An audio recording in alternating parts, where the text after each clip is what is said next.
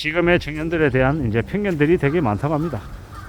불성실하고 성실하지 않게 사는 이들도 분명히 있겠죠. 근데 이제 어떤 이들은 또 열심히 살고 싶고 일하고 싶은데 일할 자리를 구하지 못해서 그래서 어쩔 수 없이 쉬고 있다는 사람도 있습니다. 일자리를 구하게 되면 그게 어디가 되었건 간에 가겠다라고 의지를 내보이며 이야기하는 사람들이 있더라는 겁니다.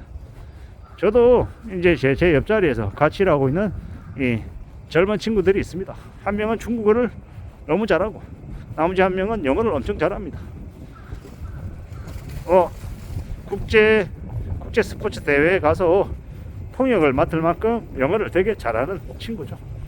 근데 자세히는 안 물어봤지만 대략 듣기로는 외국에서 대학을 나오고 이제 오랜 기간 이제 외국어 공부를 열심히 했던 인재들이더라고요. 근데 이제 그런 인재들이 제 옆에서 같이 일하고 있다 라면 저는 깜짝 놀라는 거죠. 제가 이제 20대고 30대였을 때는 다들 이제 영어도 못하고 중국어 일어도 못하고 되게 평범하게 살아왔던 것 같은데 지금의 친구들하고 비교하면 되게 좀 누리면 살아왔죠. 혜택도 많이 받았고.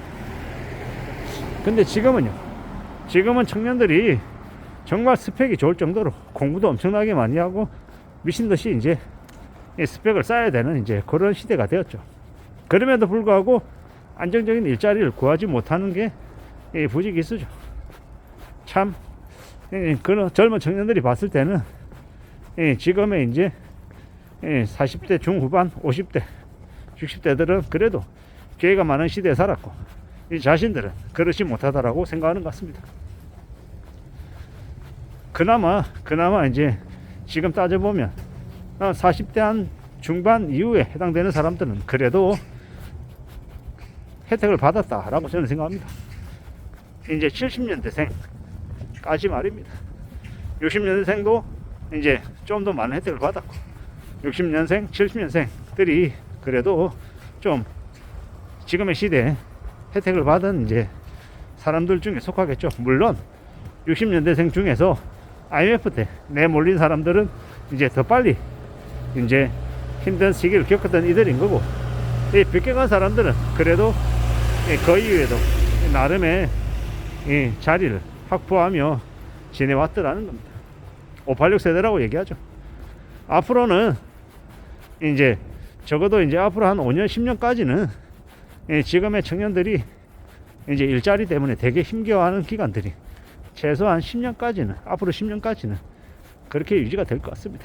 그리고 그 이후에는 아마 저임금으로 최저시급보다 조금 낮은 수준으로 아마 이 직원들의 이제 청년들의 일자리가 대거 늘어날 것 같습니다. 양질의 일자리가 아니라 이제 급여를 많이 주지 않는 일자리들이 대거 늘어나겠죠. 제가 뉴스를 봤더니 이 300인 이상의 기업에 이제 신입으로 들어가는 사람들의 연봉이 평균 연봉이 5천만원, 5,001만원.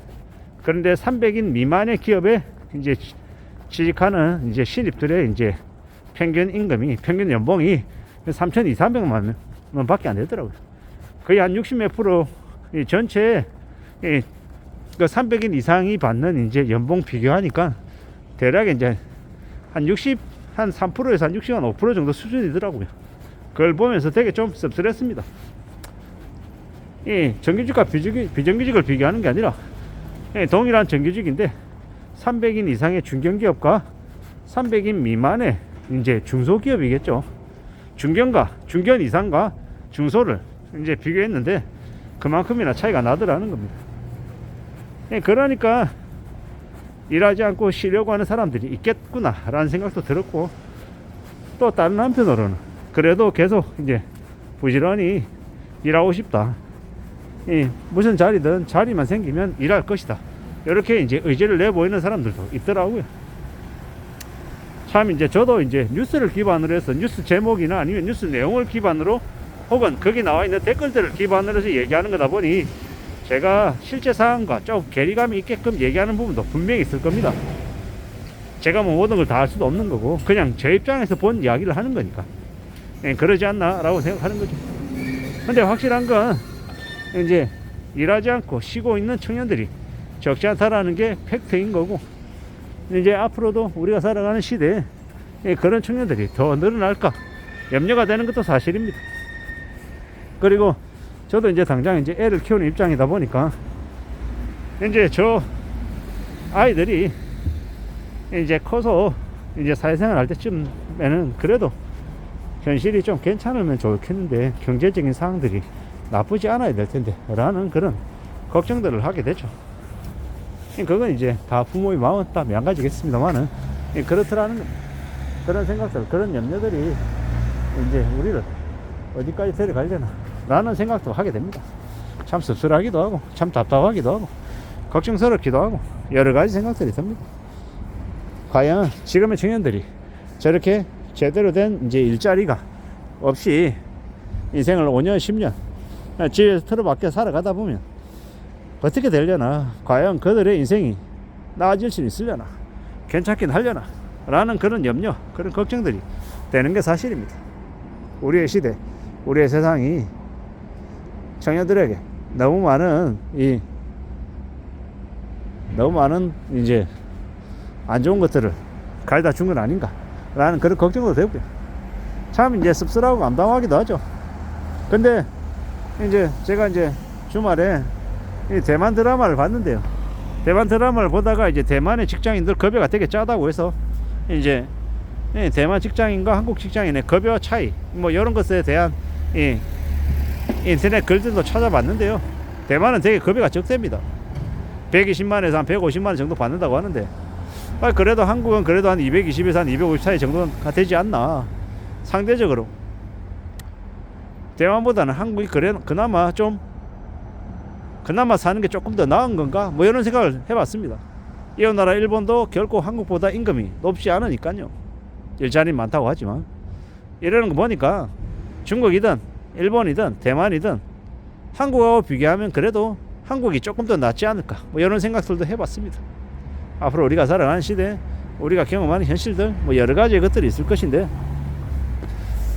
어떻게든 주어진 환경 아래에서 최대한 슬기롭게 상황들을 잘 극복하고 견디고 헤쳐나가야 될 텐데 말입니다. 어떤 자리가 되었건 간에 지금 현재 상황에서 할 수 있는 선택지를 잘 좀 선택해서 최대한 쉬지 않고 이랬으면 좋겠다라는 게 제 바람인데 참 말처럼 쉽지 않다라는 걸 뼈저리게 느낍니다. 저도 뭐 조카가 있고 이제 지인들의 아들들, 딸들 얘기 들어보면 취업이 안 돼서 힘들다라고 하는 게 빈말이 아니니까 말입니다. 이 힘든 시기를 살아가고 있음을 부인할 수 없는 사실인 것 같습니다. 그들이 조금이라도 숨통을 틔우고 살았으면 좋겠는데 말입니다. 이상입니다.